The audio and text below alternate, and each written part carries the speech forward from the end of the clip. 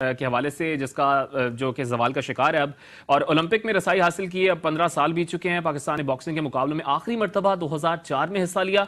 Olympic में वाहिद कांसी का तमगा जो था वो 1988 में हुसैन शाह ने हासिल किया था। यानी जवाल अब सामने आ चुका है। बॉक्सिंग के हवाले से हुसैन शाह की हम बात करते हैं। उनके जो बेटे हैं वो अब खुद कराटे खेलते हैं, जिमनास्टिक में होते हैं वो, तो उसके हवाले से हम बात करेंगे। हमारे साथ हमें ज्वाइन किया स्टूडियोज में इस वक्त मजीद बरोही साहब ने, जो कि साबिक head coach Pakistan boxing team है। बहुत बहुत शुक्रिया मजीद, कैसे हैं आप? खैरियत से। आप कैसे हैं? ठीक है सर।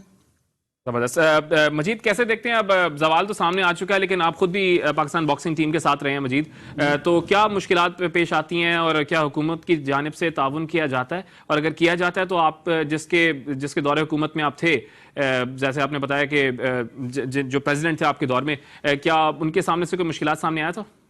काफ़ी मुश्किलात हैं सर।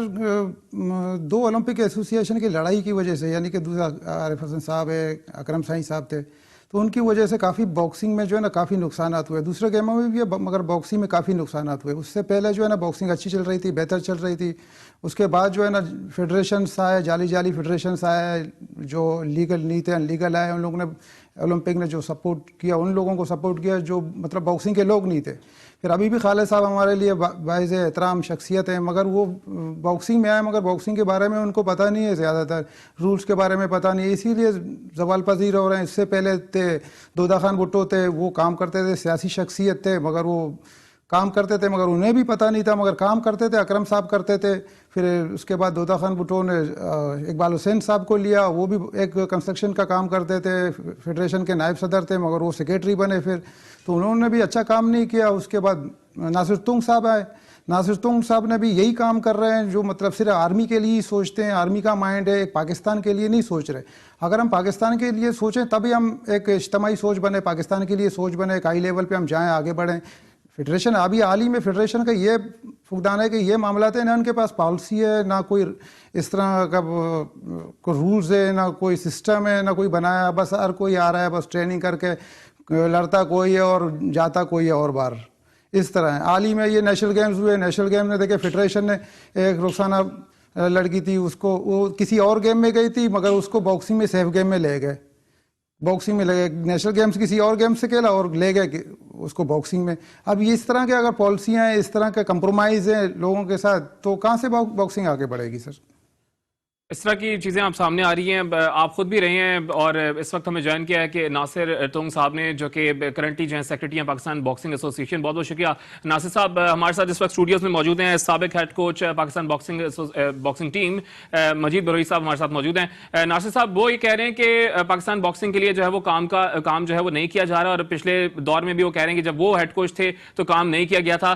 करंटली क्या इकदाम किए जा रहे हैं नासिर साहब?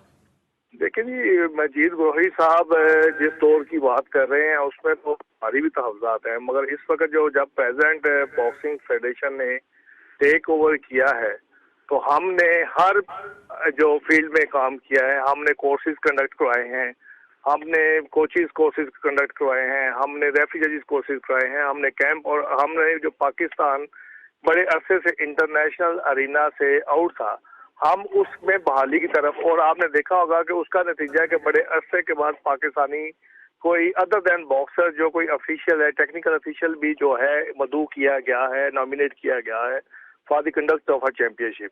और ये आयसर मजीद रोही साहब कह रहे हैं जी मेरिट पे नहीं फैसले नहीं हो रहे, तो मुझे अफसोस है कि क्योंकि मजीद को मैंने खुद ऑफर किया था कि आप आए ज्वाइन करें हमारे साथ।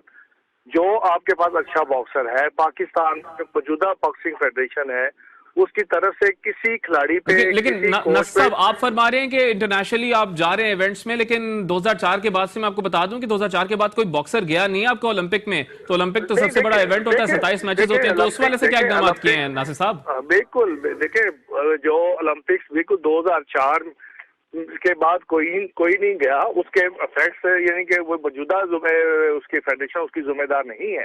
मौजूदा फेडरेशन को तो आए हुए अभी 2.5 साल हुए हैं, और 2.5 साल में जो मैक्सिमम रिवाइवल अगली ओलंपिक में कोई प्लेयर लेके जा रहे हैं आप नासिर साहब? देखिए अभी हमारा जो है मौजूदा हमने कैंप लगा दिया है। अब 5 वेटों में हमारा कोशिश है कि हम बच्चे जो है, क्योंकि इस दफा जो बॉक्सिंग ओलंपिक्स में हो रही है वो आईबा के अंडर नहीं हो रही, उसके क्वालिफाइंग राउंड अभी 3 से 14 फरवरी ठीक है, तो ठीक है नासिर साहब, 2020 में आपका वो मौक़िफ़ हमने जाना है कि जो कैंप्स अब लगा दिए गए हैं और अगले 3-4 माह में आप कह रहे हैं कि हम प्रैक्टिस करवाएंगे। बहुत बहुत शुक्रिया। हमें ज्वाइन किया था नासिर टोंग साहब ने, जो कि सेक्रेटरी पाकिस्तान बॉक्सिंग एसोसिएशन है। मजीद साहब कैसे देखते हैं? वो तो कह रहे हैं कि हमने इकदाम ऐसे किए हैं और वो जल्द ही है जो हम जो है ओलंपिक में लेके जाएंगे। लगता है ऐसा कोई प्लेयर लेके जाएगा ओलंपिक? देखें सर, मैं आपको एक बात बताता हूँ सर। मसला ये है कि हम अभी हाल ही में नेशनल गेम्स हुए, उसके बाद फौरन साउथ एशियन गेम्स हुए।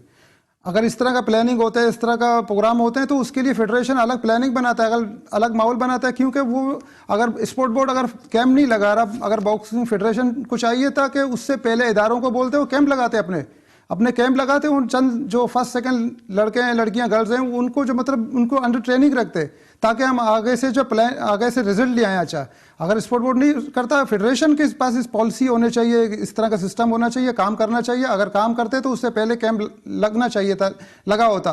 क्योंकि साबिक दौर में हमेशा होना चाहिए था और फेडरेशन को चाहिए। मजीद साहब, आप ये तो दुरुस्त फरमा रहे हैं कि फेडरेशन को चाहिए कि वो पाकिस्तान बोर्ड जो फेडरेशन है बॉक्सिंग का, उसको चाहिए कि इस वाले से इकदाम करे। और जाहिर है 2004 के बाद से कोई भी जो बॉक्सिंग का प्लेयर है, जिसमें काफी जाने जाते थे पाकिस्तानी, वो जो है अब लियारी से उठ के भी बॉक्सिंग सामने आ रही है। लेकिन 2004 के बाद से किसी ओलंपिक में जो है पाकिस्तान टीम नहीं जा सकी है, क्वालिफाई नहीं कर पाई है। उसके बाद क्वालिफाइंग राउंड में जो है वो नाकिस कारकर्दगी सामने आई है। तो नासिर टोंग साहब तो कह रहे थे कि हम इकदाम कर रहे हैं, करेंगे या नहीं करेंगे, इस पर हम गुफ्तगू करेंगे। प्रोग्राम का वक्त यहाँ पे खत्म होता है। बहुत बहुत शुक्रिया। हमें ज्वाइन किया था साबिक head coach of Pakistan boxing team Majid Barohi साहब ने, आपका शुक्रिया। और कल जो है वो बाकायदा तौर